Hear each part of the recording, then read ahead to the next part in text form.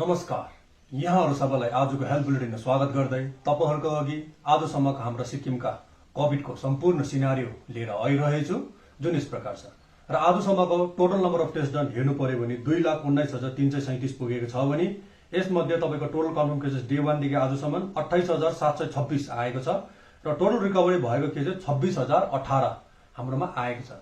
र यति यो केसेसहरु आइसकेर यति रिकभरी भइसकेपछि अहिले एट प्रेजेन्ट हाम्रोमा 2068 जना कोभिड पेशेन्ट सिक्किम भरिमा हामीले देखिन्छ र टोटल देश 361 जना आइसोलेसन भएको छ भने आउट मार्केट 279 र हाम्रो आईसीयू को हेर्नु पर्यो भने एसटीएनएम मा 6 जना एडमिट छ अनि सीआरएस मा 4 जना अनि आज एसटीएनएम बाट 1 जना, नाम्चीबाट 1 जना अनि गेजिङबाट 1 जना डिस्चार्ज भएको छ। यसो गर्दा पेशेन्ट लोड हाम्रो एसटीएनएम मा 81 जना एडमिट छ अहिले, मंगनमा 4 जना, नाम्चीमा 3 जना अनि सीआरएस मा 15 जना एडमिट भइरहेको छ।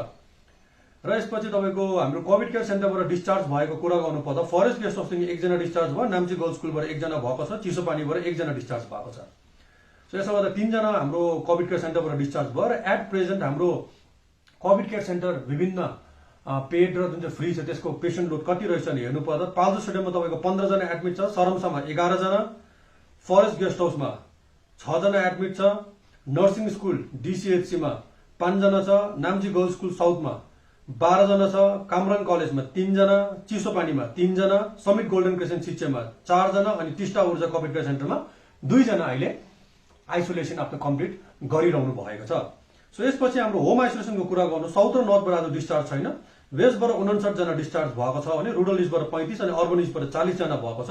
यसो गर्दा आज प्रेजेन्ट हामीले हेर्नु पर्दा साउथमा 628, नर्थमा 33, वेस्टमा 608, रुरल इस्टमा 503 अनि अर्बन इस्टमा 132 जना पोजिटिभ हाम्रो होम आइसोलेसनमा अहिले विभिन्न हाम्रो डिस्ट्रिक्टमा घरमा बसिरहनु भएको छ। सो यसो गर्दा हिजो मात्र हाम्रो 302 जनाको टेस्ट भएको थियो आइतबार भएकोले गर्दा र आरटीपीसीमा 129 जनाले गर्दा 6 जना पोजिटिभ आयो, ट्रुनेटमा 2 जनाले गर्दा कोही पोजिटिभ आएन, र्यापिड एन्टिजेन टेस्टमा 131 जनाले गर्दा 14 जना पोजिटिभ आयो र नयाँ केसेस हाम्रोमा टोटल 20 जना मात्रै देखिन्छ हिजो आइतबार भएको कारणले गर्दा। र यो 20 जना कहाँबाट आएछ भन्दा फेरि ईस्टबाट 9 जना, वेस्टबाट 9 जना, साउथबाट 1 जना अनि नर्थबाट 1 जना, चारवटा डिस्ट्रिक्टबाट आएको छ। र 20 जना तपाईको न्यू केसेस छ भने हाम्रो न्यू रिकभरीज 147 जना 147 हाम्रोमा देखाइ पर्छ र रिकभरी रेट 91.5% छ, पोजिटिभिटी रेट 6.6% हाम्रोमा देखिन्छ। र यसो गर्दा फेरि यो 20 जना कहाँबाट पोजिटिभ आएछ भने तपाईको डिटेल्स राख्नु पर्दा फेरि पहिला आरटीपीसीको कुरा गर्दै 1 जनाले आफ्नो एड्रेस ट्वाइलाइट लज सिसागोलाई दिनुभएको छ, 1 जनाले above bypass below Max showroom भनेर एड्रेस दिनुभएको छ, 1 जनाको भाइ स्कुल सरमसा रोड तपाईको एड्रेस दिएको छ भने 2 जनाले नामनङ नियर सिटिजन बैंक भनेर एड्रेस दिनुभयो, 1 जनाले लिङदिङ बस्ती ढाँडगाउँ भनेर एड्रेस दिनुभएको छ। यो भयो तपाईको आरटीपीसीआर। अब र्यापिड एन्टिजेन टेस्टको कुरा गर्दा वेस्ट सिक्किमको पहिला कुरा गर्दा हिगाउँबाट 1 जना, मंगलबारे 1 जना, सोरेङ 1 जना, चोङराङ 1 जना, बर्मेकबाट 1 जना, गुरुथाङबाट 1 जना, गेजिङबाट 2 जना, क्योङसाबाट 1 जना, नर्थको अन्डरमा दिक्चु निवासी 1 जना, एसटीएनएमको अन्डरमा सुम्बुक साउथ सिक्किमबाट 1 जना पोजिटिभ आएको छ भने ईस्ट रुरलको हामीले हेर्दा नाथङबाट 2 जना अनि साउथबाट नाम्चीको 1 जना पोजिटिभ आउनु भएको छ।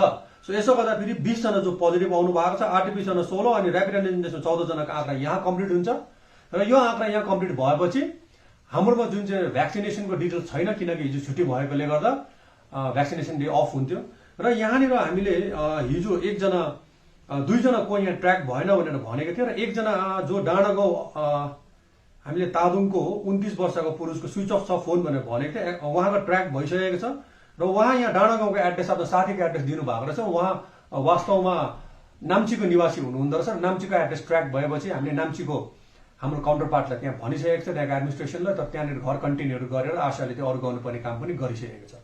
र 1 जना अझै पनि फोन अनअभाइलेबल छ, अप्पर स्यारीको 43 इयर्स ओल्ड फिमेल भनेर हामीले भनेको थियो, अझै पनि उहाँले हामीलाई कन्ट्याक्ट गर्नु भएको छैन र उहाँको नाम अब हामी यहाँले सार्वजनिक गर्नलाई बाध्य भएको छ र उहाँको नाम छ Chhungki Bhutia 43 years old female from Upper स्यारी।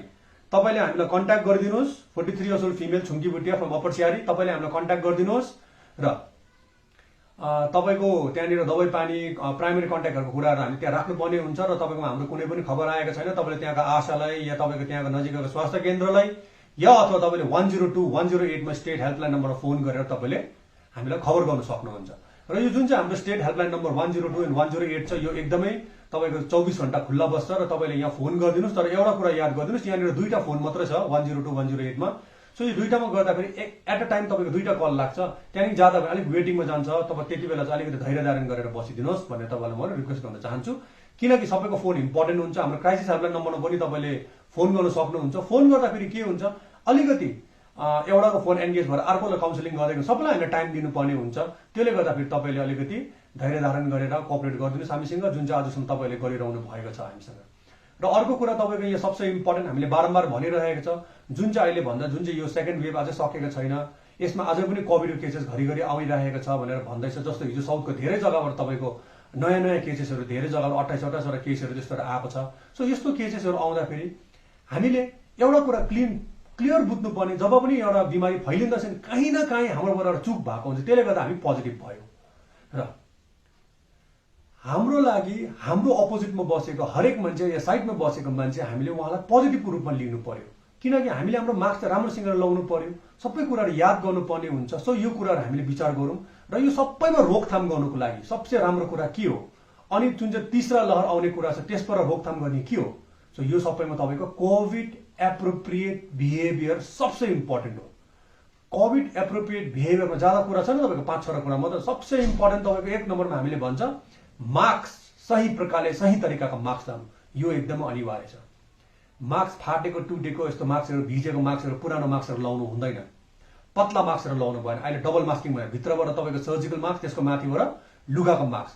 तर मास्क लाउँदाखेरि यो जुन चाहिँ नाकको एरिया छ अनि यो एरिया डल्लै छोपेको हुनु पर्यो, यहाँ साइडबाट हावा गएको, यस्तो माथिबाट हावा गएको हुनु भएन।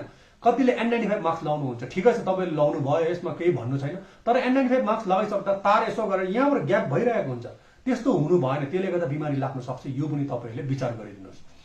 यसको पछि मास्कलाई सही प्रकारले डिस्कार्ड गर्नु पर्यो, एउटा पेपरको ढुङ्गामा हालेर तपाईँले डिस्कार्ड गर्नुपर्ने हुन्छ 72 घण्टा राखेर। जो पनि पोजिटिभ पेसेन्ट हुन्छ त्यो उहाँले चलाएको जस्तो यस्तो सामग्रीहरू हुन्छ, जुन चाहिँ ग्लोभ्स भयो, जुन चाहिँ तपाईँको मास्क भयो, चलाएको त्यो टिस्यु पेपरहरू हुन्छ, या कुनै पनि जस्तो तपाईँको सेनिटरी न्यापकिनहरू, त्यसलाई चाहिँ एउटा पहेँलो प्लास्टिकमा हालेर त्यसलाई ब्लिचिङ छोडिकन तपाईँले बाँधिराख्नुहोस्, 72 घण्टापछि मात्रै तपाईँले डिस्कार्ड गर्न सक्नुहुन्छ। सो यो कुराहरू छ तपाईँको, यो एकदमै तपाईँले याद गरिदिनुहोस्। र अर्को कुरा, हात धुनु कतिको इम्पोर्टेन्ट छ। यो हामीले अहिले कोभिड भन्दा अगाडिदेखि नै तपाईँको सबलाई सिकाइरहेको थियो, हात कसरी धुनुपर्ने, हात के गर्नुपर्ने भन्ने कुराहरू भनिरहेको थियो। तर यो पालि यसको इम्पोर्टेन्स अझै ज्यादा बढेर गयो, किन हातमा किरा भाइरसहरू हामीले आँखाले देख्दैन, त्यो लागेको कीटाणुहरू लाग्न सक्छ र त्यो हामीले इन्टर्न गएर हाम्रो आँखा नाकमुखको रुटबाट हामीले भित्र हाल्नु सक्छ जिउभित्र। सो त्यसले गर्दाखेरि हात धुनु साबुन पानी लगाएर एकदमै जरुरी छ।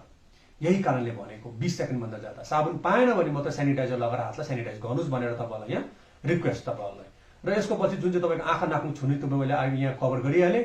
र अर्को कुरा तपाईँको सोसियल डिस्टेन्सिङ सबसे इम्पोर्टेन्ट हो यो पनि, अनि यसलाई पनि तपाईँको जति सक्दो हामीले सोसियल डिस्टेन्सिङ राख्नु सक्छ राखेको राम्रो। यसपछि सब बिहेभियरमा के आउँछ भन्दाखेरि जतिजना पनि तपाईँको सिम्टोमेटिक भएको पेसेन्टहरू चाहिँ टेस्ट गर्नु आउनुपर्ने हुन्छ। सो तपाईँहरू रिक्वेस्ट छ तपाईँलाई आइदिनुहोस् टेस्ट गर्नुको लागि। अहिले ज्यादातर टेस्ट गर्नु आउनेहरू चाहिँ कस्तो छ भन्दाखेरि तपाईँको एउटा त प्राइमेरी कन्ट्याक्टले गर्दछ, तर प्राइमेरी कन्ट्याक्ट किन भयो भने पोजिटिभ, किनभने ऊ पोजिटिभ थिएन, मलाई यादै थिएन र हामी मिलेर जुलेर टालेर बस्दा पनि तपाईँको पोजिटिभ भएको हुन्छ। सो त्यसले गर्दाखेरि त्यो पोजिटिभ पेसेन्ट चाहिँ जो आउँदछ उहाँले पनि किन टेस्ट गर्दछ नि आजकल चाहिँ बाहिर जानुको लागि भन्छ। सो यो कारणले गर्दाखेरि हामीले कतिवटा कुरा हेर्नुपर्ने, बिमारीको लागि अपरेसनको लागि भन्ने कुराहरू हामीले याद गर्नुपर्ने हुन्छ। र सिम्टोमेटिक हुने बित्तिकै टेस्ट गर्नु तपाईँहरू आइदिनुहोस् भनेर तपाईँलाई म यहाँनिर आग्रह गर्न चाहन्छु। र प्राइमेरी कन्ट्याक्टहरूले पनि 7 दिनमा टेस्ट गर्नुपर्ने हुन्छ हाई रिस्कहरूले, अथवा तपाईँको 11 दिनसम्म क्वारेन्टाइन गरेर यो विषय जहिले पनि सिम्टोमेटिक हुँदैछ तपाईँले टेस्ट गर्नुपर्ने हुन्छ। जति पनि सिम्टम्स लक्षणहरू आउँदा सबैलाई अब ज्यादा से ज्यादा तपाईँ सबैलाई याद छ, हामीले भनौँ तपाईँलाई ज्यादा याद हुन्छ, तपाईँले गुगलहरू हेर्नुहुन्छ, न्युजहरू हुनुहुन्छ, त तपाईँलाई याद भइसकेको छ। त्यसले गर्दाखेरि तपाईँले हामीसँग कोअपरेट गरिदिनुहोस्, टेस्ट गर्न आइदिनुहोस्। र कतिजनाले चाहिँ अहिले के गर्दैछ भन्दा त्यो जुन चाहिँ अनलाइन पाउँदैछ या अथवा कहीँ दोकानबाट घरमै गएर किटहरू कहीँबाट प्राप्त गरेको छ, घरमा गएर टेस्ट गर्नुहुन्छ, त्यो पनि नगरिदिनुहोस्। त्यसमा लेखेको छ 2 सेन्टिमिटर 2 सेन्टिमिटर नेजल स्वाब यहाँ भित्र हाल्दाखेरि तपाईँको फाइदा छैन, अलिकति भित्र पुगेर भित्रको स्याम्पल लिएको हुनुपर्छ। त्यहाँदेखि तपाईँहरू नेगेटिभ भयो भने तपाईँहरू बस्नुहुन्छ, या पोजिटिभ आयो भने घरभित्र लुकेर बस्नुहुन्छ। जति दिन आइसोलेसन गर्नुपर्ने गर्ने कुरा आउँदैन, हप्ता दिन जस्तो बस्छ, अलिक सिम्टम्स आउट भयो भने फेरि तपाईँहरू निस्किनुहुन्छ, बिमारी तपाईँलाई फैलाएर फेरि सबैलाई पोजिटिभ बनाउनुहुन्छ। यो तपाईँले नभुलिदिनुहोस्, डेल्टा भेरिएन्ट कतिको कन्टेजियस र कतिको छिटो स्प्रेड हुन्छ। अझै पनि देश तपाईँको बिगारिरहेको छ, हामीले यो कुरा पनि हामीले बुझ्नुपर्ने हुन्छ। र हामी एक एकजना इन्डिभिजुअल एज एन इन्डिभिजुअल हामीले सोच्नुपर्ने हो, यो विचार गर्नुपर्ने कुरा हो कि यो हामीले कोभिड एप्रोप्रिएट बिहेभियर कतिको इम्पोर्टेन्ट रहेछ हामीले, किन हामीले हामीलाई नै सुरक्षित राख्यो भने हामीले हाम्रो घर परिवारलाई सुरक्षित राख्न सक्छ। अनि घर परिवारमा तपाईँले याद गर्नुहोस्, बुढापाका पनि छ, नानी पनि छ, बिमारी पनि हुनसक्छ।